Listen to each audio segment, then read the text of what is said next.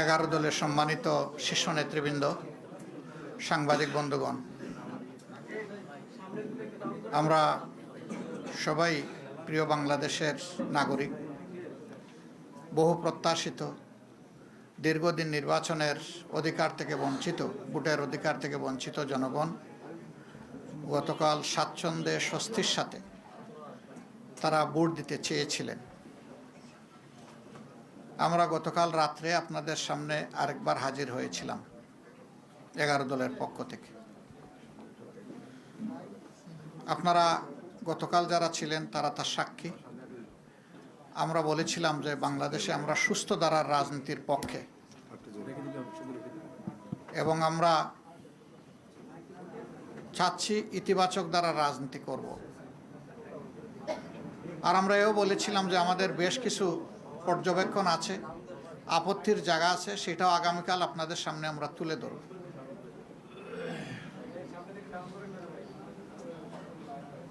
নির্বাচন মানে হার জিতের ব্যাপার থাকবে, স্বাভাবিক।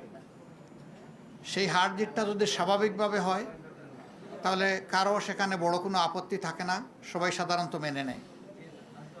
কিন্তু যদি সেখানে বড় ধরনের কোনো বৈষম্য অথবা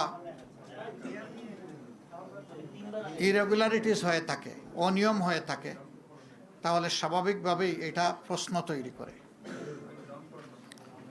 আমরা আমাদের পক্ষ থেকে গতকাল এই ইতিবাচক দৃষ্টিভঙ্গি জানানোর পরেও আপনারা লক্ষ্য করেছেন নিশ্চয়ই আজকে বাংলাদেশের বিভিন্ন জায়গায় 11 দলীয় নির্বাচনী অক্ষের কর্মী, সমর্থক, এজেন্ট, ভোটার বিভিন্ন জায়গায় বাড়িতে বাড়িতে হামলা হচ্ছে, ব্যক্তির উপর হামলা হচ্ছে, আগুন ধরিয়ে দেওয়া হচ্ছে বাড়িতে।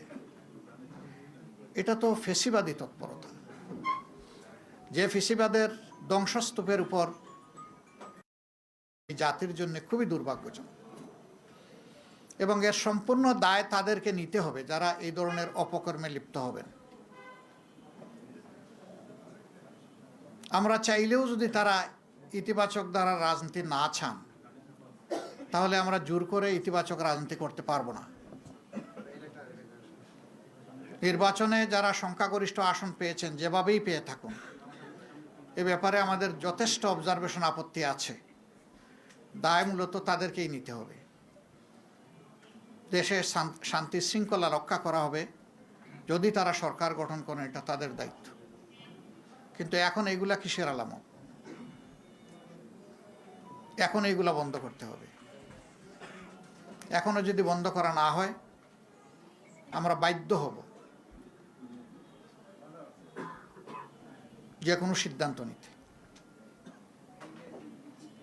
এবং আমরা নিরীহ দেশবাসী যারা ভালোবেসে একটা পরিবর্তনের পক্ষে গণভোটে হা বলেছেন এবং আমাদেরকে ভোট দিয়েছেন, সহযোগিতা সমর্থন করেছেন, আমরা তাদেরকে বলতে চাই, আপনারা যেমন আমাদের সাথে ছিলেন, আগেও আমরা আপনাদের সাথে ছিলাম, আজকে থেকে আরও শক্তভাবে আমরা আপনাদের সাথে থাকব।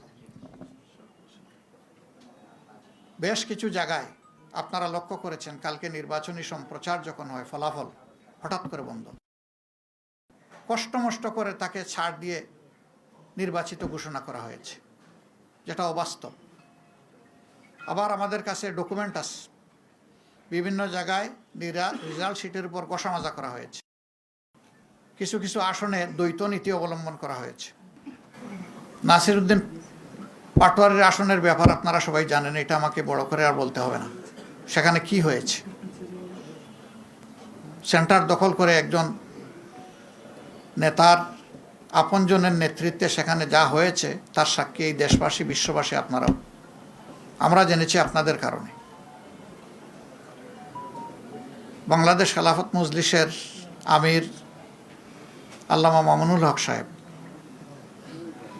নাসিরউদ্দিন পাটোয়ারির ওখানে যে কারণে অন্য একজন প্রার্থীর পক্ষে ব্যালট অ্যাকসেপ্ট করা হয়েছে, ঠিক একই কারণ বিদ্যমান থাকা সত্ত্বেও মৌলানা মামুনুল হক সাহেবের পক্ষে এটা অ্যাকসেপ্ট করা হয়নি। তো এক দেশে কি দুই আইন চলবে? নির্বাচন কমিশন কি এক এক জায়গায় এক একটা আইনের প্রয়োগ করবে একই বিষয়ে? এটা এখন বিশাল প্রশ্নের ব্যাপার।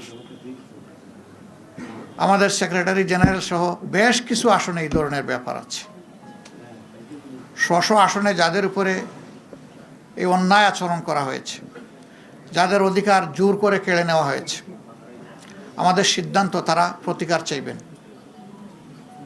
সুনির্দিষ্ট সময়ের ভিতরে যদি আমরা প্রতিকার পাই তাহলে এক কথা, কিন্তু যদি না পাই তাহলে এখানেও আমরা বাধ্য হব আমাদের পথ ধরতে। আমরা আশা করব নির্বাচন কমিশন শুভবুদ্ধির উদয় হবে এবং তারা ন্যায় ইনসাফ করবেন। না করলে দায় তাদেরকে নিতে হবে। আমরা এখনো বলবো, দেশকে আমরা ভালোবাসি, ভালোবাসার জায়গা থেকে আমরা দেশের শান্তি শৃঙ্খলা এবং দেশের ঐক্য চাই। আমাদের স্লোগানই ছিল ঐক্যবদ্ধ বাংলাদেশ। ঐক্যবদ্ধ বাংলাদেশে থাকতে হলে পরস্পরকে সম্মান করেই থাকতে হবে। এখানে কেউ রাজা নয় আর বাকিরা প্রজা নয়। এখানে কেউ মালিক নয়, বাকিরা তাদের অধীনস্থ নয়। এখানে সকলেই বাংলাদেশের একই সংবিধানের অধীনে সমান অধিকার তারা ভোগ করবেন। অতীতে ফ্যাসিবাদের বিরুদ্ধে আমাদের লড়াই হয়েছে। আমরা আশা করেছিলাম যে এই কালো অধ্যায়ের অবসান হোক, কিন্তু যদি আবার এটা ফিরে আসে আমরা লড়ে যাব, আমরা থামবো না ইনশাআল্লাহ। এখানে কোনো ছাড় দেব না। দেশের জনগণের, ফ্যাসিবাদ আমাদের বিরুদ্ধে না, ফ্যাসিবাদ দেশবাসীর বিরুদ্ধে। ফ্যাসিবাদের ডেমোক্রেসি, একটা গণতন্ত্রের বিকাশ ঘটে না। সারা বিশ্ব থেকে এখানে পর্যবেক্ষকরা এসেছিলেন, তারা সময় দিয়েছেন, ঘুরেছেন, দেখেছেন। সম্মানিত বন্ধুগণ, আমরা চাই দেশে পুরানো ধারার সেই কালো অধ্যায়ের রাজনীতি আর না হোক, নতুন ধারার সুস্থ রাজনীতি চালু হোক। এবং এখানে সবাইকে দায়িত্বশীল আচরণ করতে হবে। দায়িত্ব জ্ঞানহীন কোনো আচরণ জাতি দেখতেও চায় না, সহ্যও করবে না। আমাদের তরুণ সমাজ যারা বুকের রক্ত দিয়ে, জীবন দিয়ে আমাদের উপরে এই আমানত রেখেছে, আমরা কথা দিচ্ছি, আমরা নির্বাচনের আগে যা বলেছি তা বাস্তবায়ন না হওয়া পর্যন্ত আমাদের লড়াই অব্যাহত থাকবে। আমাদের নারী সমাজের অধিকার এবং তাদের নিরাপত্তা নির্বাচনের আগে বিঘ্নিত হয়েছে। আমরা তাদের অধিকার নিরাপত্তার পক্ষে লড়ে যাব, আমরা ছাড় দেব না। আমরা বাংলাদেশের প্রত্যেকটি নাগরিকের পক্ষে আছি। আমরা কোনো দলের পক্ষে নয়, গোষ্ঠীর পক্ষে নয়। আমাদের অবস্থান আপামর জনগণের পক্ষে। এই জায়গা থেকে চুল পরিমাণ সরার আমাদের কোনো সুযোগ নেই।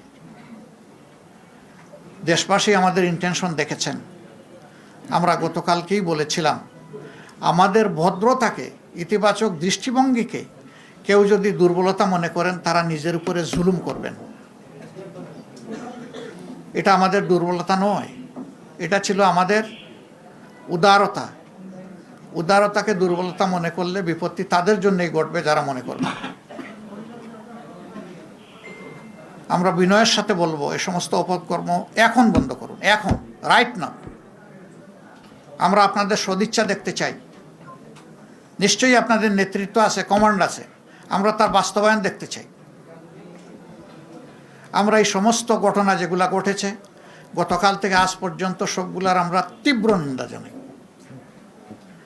এবং আমরা এটার প্রতিকার চাই। আমরা প্রতিশোধের রাজনীতিতে বিশ্বাসী নই, কিন্তু প্রতিকার পাওয়ার এবং নেওয়ার আমাদের অধিকার আছে। আমরা আশা করব জাতির সেন্টিমেন্টের প্রতি সম্মান রেখে নির্বাচনে অনিয়ম, দুর্নীতি, মাসুল পাওয়ার, কালো টাকা যাই হয়েছে, এইটার প্রতিকার আমরা কিভাবে চাইব, নিয়মতান্ত্রিকভাবে আমাদেরকে চলতে দেন। ঋণ খেলাফি, তাদেরকে ঋণের এই দায় থাকা সত্ত্বেও তাদেরকে নির্বাচনে, এর বিরুদ্ধে আমাদের প্রতিবাদ অব্যাহত থাকবে। নির্বাচন কমিশনকে আমরা অনুরোধ জানাবো, আরপিও যেটা কাভার করে না, এরকম যারাই নির্বাচিত হয়েছেন তাদেরকে মেহরবানি করে তাদের ফলাফল স্থগিত রেখে এই ব্যাপারে আগে সুরাহা করুন, তারপরে আপনারা আগান। দ্রুত সুরাহা করলে দ্রুত গাইতে পারবেন, কোনো সমস্যা নাই, আমরা সহযোগিতা করব। কিন্তু এর সুরাহা হওয়া উচিত। যারা এই ঋণ খেলাপি হয়েছেন, এটা এক ধরনের অপরাধ। তাদেরকে আরপিওর আন্ডারে সুযোগ দেওয়া হয়েছে, সেইটা তারা গ্রহণ করেন নাই। তারা গ্রহণ করলে আমাদের আজকে এই কথাগুলো বলার দরকার হতো না। অনেকে ঋণ খেলাপির তথ্য গোপন করেছেন, সেইটাকে অবলীলায় এড়িয়ে যাওয়া হয়েছে। দৃষ্টি আকর্ষণ করা সত্ত্বেও ক্ষেত্রবিশেষে সেইগুলো আমলে নেওয়া হয়নি। স্পষ্টভাবে এটা আরপিওর ভায়োলেশন, আমরা সেই ভায়োলেশন দেখতে চাই না। সাংবাদিকরা আমরা মনে করি সত্যের পক্ষে অবস্থান নেবেন, সংবাদ জগৎ ন্যায়ের পক্ষে নেবেন। আপনাদের অবস্থান হবে ফ্যাসিবাদ বিরোধী, আপনাদের অবস্থান হবে জনগণের স্বার্থ এবং কল্যাণের পক্ষে। এটা এখন বলছি না। আমরা এটাও লক্ষ্য করছি, আমরা সুনির্দিষ্ট এখনই বলতে চাচ্ছি না, কোনো কোনো জায়গায় ফ্যাসিবাদীদেরকে ঘোষণা দিয়ে এখন পুনর্বাসন করা হচ্ছে। নির্বাচনী প্রচারণার সময় তা লক্ষ্য করেছি। এটা মনে রাখবেন, কিছু মানুষ জীবন বাজি রেখে লড়াই করে জীবন দিয়ে এই ২৬ আমাদেরকে এনে দিয়েছে। ২৪-এর আকাঙ্ক্ষার সাথে যে কেউ অপমানজনক আচরণ করবেন, জাতি তাদেরকে ক্ষমা করবে না, বিশেষ করে যুব সমাজ তাদেরকে ক্ষমা করবে না। আমরা অনুরোধ করব ২৪-এর আকাঙ্ক্ষাকে যেন ধারণ করা হয়। এরপরে গণভোটের ব্যাপারে আমাদের স্পষ্ট বক্তব্য। সংখ্যাগরিষ্ঠ ভোটার রায় দিয়েছে গণভোটের পক্ষে, অবশ্যই তা বাস্তবায়ন করতে হবে। এর কোনো ব্যতিক্রম আমরা দেখতে চাই না। পচা রাজনীতির পরিবর্তনের জন্যই ছিল এই গণভোট। নতুন দ্বারা সুস্থ রাজনীতির পক্ষেই গণভোট। গণভোটে হা বিজয়ী হয়েছে, এখন বাস্তবায়ন করা যারাই সরকার গঠন করবেন তাদের দায়িত্ব। তারা যদি বাস্তবায়নের উদ্যোগ নেন, আমরা সর্বাত্মক সহযোগিতা করব। কেউ যদি এড়িয়ে চলতে চান, আমরা এ বিষয়ে অবশ্যই আমাদের কণ্ঠ থেমে থাকবে না, আমরা আমাদের দায়িত্ব পালন করব। বন্ধুগণ, যে সমস্ত আসনে ভয়াবহ অনিয়ম হয়েছে, আমাদের পক্ষ থেকে নিয়মতান্ত্রিকভাবে আমরা তার প্রতিকার চাইব। কিন্তু হাস্যস্কর, এত কিছু করার পরেও একটা পক্ষ তারা সন্তুষ্ট হতে পারছেন না। ভোট কেড়ে নেওয়া, তারপরে রেজাল্টে বিভিন্ন ধরনের মেকানিজম প্রয়োগ করা, এখন আবার সেই সিটগুলোর বিরুদ্ধে অনেকে নতুন কসরত শুরু করেছেন। কি চাচ্ছেন আপনারা? জাতির সামনে পরিষ্কার করে বলে দেন। এই প্রক্রিয়া যদি বন্ধ না হয়, তাহলে আমাদের কি করার থাকবে? যারা এই ধরনের কাজ করবেন, দায় তাদেরকে নিতে হবে। আমরা আবারও বলবো, দেশকে ভালোবাসি, আমরা ইতিবাচক ধারার রাজনীতি চাই। আমাদেরকে ইতিবাচক ধারার রাজনীতি থেকে কেউ যেন বঞ্চিত না করেন। বঞ্চিত করলে দায় তাদের। আল্লাহ আমাদের সহায় হন। এখানে আমার সহকর্মীরা আছেন, নাহিদ ইসলাম আছেন, তিনি যদি কিছু সাপ্লিমেন্ট করতে চান আমি তাকে ওয়েলকাম করব। এরপরে আল্লামা মামুনুল হক সাহেব আছেন, তিনিও যদি কিছু সাপ্লিমেন্ট করতে চান তাহলে তাকে ওয়েলকাম করব। নাহিদ, কিছু বলবো? বলো দিয়ে, তোমাকে যখন আমি ইনভাইট করেছি, তুমি যা ভালো মনে করো তাই বলো। আসসালামু আলাইকুম প্রিয় সাংবাদিক ভাই বোনেরা এবং প্রিয় দেশবাসী।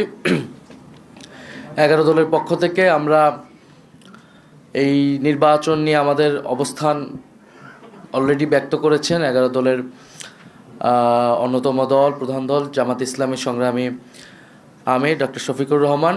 আমাদের অবস্থান খুবই সুস্পষ্ট। এই নির্বাচনে সুস্পষ্টভাবে ফলাফলে কারচুপি হয়েছে। ভোট সুষ্ঠু একটা পর্যায় পর্যন্ত সুষ্ঠুভাবে হয়েছিল, আমরা সেটাকে স্বাগত জানিয়েছিলাম। কিন্তু ফলাফল যখন ঘোষণা করার সময় হয়েছে, ওই সময়টাতে স্পেসিফিক অনেকগুলো আসনকে টার্গেট করে, আপনারা দেখেছেন বাংলাদেশ খেলাফত মজলিসের আমির আল্লামা মামুনুল হক ঢাকা 13 সেই আসন, ঢাকা 8 আসন, বাংলাদেশ জামাত ইসলামের সেক্রেটারি জেনারেলের আসন, এরকম স্পেসিফিক কয়েকটা আসনকে টার্গেট করে সেটার ফলাফল পরিবর্তন করে দেওয়া হয়েছে। কেন্দ্রগুলোকে দখল করে সেই কেন্দ্রে জোর করে প্রশাসনকে ব্যবহার করে সেই ফলাফল পরিবর্তন করা হয়েছে। এখন যেই প্ল্যানের কথা আমরা শুনেছি, আমরা সেই প্ল্যানের একটা বাস্তবায়ন বা সেই প্ল্যানের একটা স্বরূপ কিন্তু এই নির্বাচনে আমরা দেখতে পাচ্ছি। এবং এই ধরনের ফলাফল কারচুপি করে যারা পুরনো আমলে আওয়ামী লীগ যেইভাবে নির্বাচন করেছে সেই ধরনের প্রচেষ্টা আমরা যাদের ভিতর দেখতে পাচ্ছি, তারা কিভাবে রাষ্ট্র পরিচালনা করবে, কীরকম দেশ পরিচালনা করবে সেটা নিয়ে জনগণের মধ্যে প্রশ্ন এসেছে। এবং নির্বাচনের পরদিনই যারা তাদের প্রতিদ্বন্দ্বীদের উপরে হামলা, সারা দেশে নির্বিচারে বাড়িঘরে হামলা, আগুন লাগানো, হুমকি এবং এলাকা ছাড়া করতেছে, তাদের কাছে এই দেশের জনগণ, এই দেশের মানুষ কিভাবে নিরাপদ থাকবে সেটা নিয়ে প্রশ্ন এসেছে। এবং সেটার জন্য আমরা 11 দল কিন্তু ঐক্যবদ্ধ হয়েছি। এবং ডক্টর শফিকুর রহমান বলেছেন স্পষ্টভাবে যে এটার জন্য রাজপথে নামার প্রয়োজন হলে আমরা সেটার প্রস্তুতি নিচ্ছি। কারণ এই দেশের মানুষকে, যারা 11 দলের পক্ষে নির্বাচনে কাজ করেছে, নেতাকর্মী সমর্থক, তাদেরকে হেফাজত করা, তাদেরকে রক্ষা করার দায়িত্ব আমাদের। আরেকটি কথা আমি বলতে চাই, আমরা জনগণকে অভিবাদন জানাই যে জনগণ এত প্রতিকূলতার মধ্যেও 11 দলের পক্ষে ভোট দিয়েছেন, 11 দলের পক্ষে বিজয়ী হয়েছেন। অনেকেই অনেক কারচুপি করে তাদের বিজয় আটকানো যায়নি। আপনারা দেখবেন যে গণভোটে কত পার্সেন্ট ভোট পড়েছে? 60% ভোট পড়েছে, 60+ ভোট পড়েছে। এই নির্বাচনে কিন্তু সুস্পষ্ট দুইটা পক্ষ ছিল, একটা সংস্কারের পক্ষ, পরিবর্তনের পক্ষ, যারা সংস্কার চায়, গণতন্ত্র চায়, চাঁদাবাজি বন্ধ করতে চায়, দুর্নীতি লুটপাটের বন্ধ করতে চায়, বিচার এবং সংস্কার চায়, আধিপত্য তো বিরোধিতা চায়। আরেকটি পক্ষ যারা পুরনো বন্দোবস্ত, পুরনো রাজনীতিকে প্রতিনিধিত্ব করেছে, যারা 72-এর সংবিধানকে চেয়েছে, যারা পুরনো যত ধরনের রাজনীতি আছে, যারা ঋণ খেলাপিদেরকে প্রশ্রয় দিয়েছে, যারা লুটপাট দুর্নীতি, সেই একই রাজনীতি করতে চায়। ফলে জনগণ ব্যাপকভাবে যেই 60%-এর বেশি, 60+ সংস্কারের পক্ষে তারা ভোট দিয়েছে, সেই একই জনগণ কিন্তু 11 দলের পক্ষেও ভোট দিয়েছে। কিন্তু শেষ মুহূর্তে এই 10%-এর মতো ভোট কিন্তু কারচুপি করা হয়েছে, ফলাফলে কারচুপি করা হয়েছে। নাহলে এই পুরো ভোটটাই 11 দলের পক্ষেই আসতো। শেষ মুহূর্তে 11 দলের অনেক গুরুত্বপূর্ণ নেতাকে এবং প্রার্থীকে হারিয়ে দিয়ে ক্ষমতা নিয়ে নেওয়ার চেষ্টা করেছে। এবং আমরা নির্বাচন কমিশনে সেটা সুস্পষ্টভাবে এই অভিযোগ জানানো হবে, প্রার্থীরা জানাবে যাদের, এবং নির্বাচন কমিশন সেখানে কি ভূমিকা পালন করতেছে, তাদের অবস্থান কি, এর উপর নির্ভর করবে আমাদের নির্বাচন নিয়ে চূড়ান্ত অবস্থান। ধন্যবাদ সবাইকে। জি,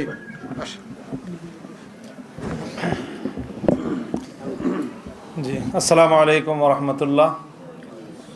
আমরা এই যে নির্বাচন গতকাল হয়ে গেল, এখানে ব্যাপক মানুষের উৎসাহ এবং উদ্দীপনা সহ উপস্থিতিতে আমরা স্বাগত জানিয়েছি এবং বাংলাদেশ স্থিতিশীল হবে সেই প্রত্যাশা আমরা ব্যক্ত করছি। স্বাভাবিকভাবেই স্থিতিশীলতার জন্য যারা এই মুহূর্তে বিজয়ী ঘোষণা করা হয়েছে, যাদেরকে বাংলাদেশের স্থিতিশীলতা রক্ষা করা তাদের প্রধান দায়িত্ব, তারাই যদি দেশকে অস্থিতিশীলতার দিকে ঠেলে দেয়, তাহলে দেশের জন্য সেটা হবে সবচেয়ে হতাশাজনক বিষয় এবং উদ্ভূত পরিস্থিতির জন্য সম্পূর্ণ দায় তাদেরকেই নিতে হবে। আমরা অত্যন্ত দ্ব্যর্থহীন ভাষায় বলতে চাই, জুলাই বিপ্লবের চেতনাকে যদি ধ্বংস করার চেষ্টা করা হয়, তাহলে সেখানে আমরা আনকম্প্রোমাইজ থাকব। আমরা কোনো নমনীয়তা এবং কোনো ধরনের কম্প্রোমাইজ জুলাই বিপ্লবের চেতনার ক্ষেত্রে আমরা করতে পারবো না। কাজেই সকল মহলকে আমরা সেই বিষয়ে আমরা স্পষ্ট বার্তা দিতে চাচ্ছি। তারপরে ইলেকশনটার যে বিষয়ে আমরা আমাদের গতকাল থেকে আজকে বলে আসছি, আমরা তো আমাদের ইতিবাচকভাবেই আমরা ব্যক্ত করতে চাচ্ছি প্রতিক্রিয়া, কিন্তু পরিষ্কার যে ইলেকশনটা তো একটা সময় পর্যন্ত অথবা ভোট গ্রহণ হওয়া পর্যন্ত মোটামুটি দৃশ্যমান রাখা হয়েছে, কোনো গণ্ডগোল যেন না হয়। কিন্তু ভোট গণনা শুরু হওয়ার পর থেকেই আমাদের কাছে একেবারেই দিবালোকের ন্যায় স্পষ্ট যে ভোট গ্রহণটা যেভাবে হয়েছে, ভোট গণনাটা তার সম্পূর্ণ উল্টোভাবে হয়েছে এবং সেখানেই আগামীর বাংলাদেশের ভাগ্য এবং মানুষের জনরায়ের প্রতি চরমভাবে অশ্রদ্ধা প্রদর্শন করা হয়েছে, অসম্মান করা হয়েছে। এটা যারা করেছেন বাংলাদেশের কাছে তাদেরকে দায়ী থাকতে হবে ইনশাল্লাহ। এবং ইতিহাস বারবার ফিরে আসে, বাংলাদেশের মানুষ তাদের এই ব্যালটের অধিকার অবশ্যই তারা উদ্ধার করে ছাড়বে ইনশাল্লাহ, সেই প্রত্যয় আমরা ব্যক্ত করছি। ধন্যবাদ। জি, ধন্যবাদ। আলহামদুলিল্লাহ, দীর্ঘক্ষণ ধরে আপনারা আছেন, সবাইকে ধন্যবাদ জানিয়ে আমরা দেশবাসীকে কৃতজ্ঞতা আদায় করতে চাই যে সকল ধরনের হুমকি ধমকি অত্যাচার জুলুম নিপীড়ন অগ্রাহ্য করে দেশবাসী যেভাবে আমাদের পাশে দাঁড়িয়েছিল, আমরা রিয়েলি অভিভূত, তাদের কাছে কৃতজ্ঞ। এবং দেশবাসী আপনারা যেহেতু আমাদের পাশে দাঁড়িয়েছেন দেশের স্বার্থে, জনগণের স্বার্থে, আমরা আবার অঙ্গীকার ব্যক্ত করছি আমরা খুবই দৃঢ়ভাবে আপনাদের সাথে থাকব এবং আপনাদের কোনো অধিকারের সাথে আমরা কম্প্রোমাইজ করব না। অধিকার আদায় করাই হবে আমাদের নৈতিক দায়িত্ব। এ লড়াই আমাদের অব্যাহত থাকবে ইনশাআল্লাহ। সংশ্লিষ্ট সকলকেই আমরা আন্তরিক ধন্যবাদ জানিয়ে এখানেই শেষ করছি। আসসালামু আলাইকুম।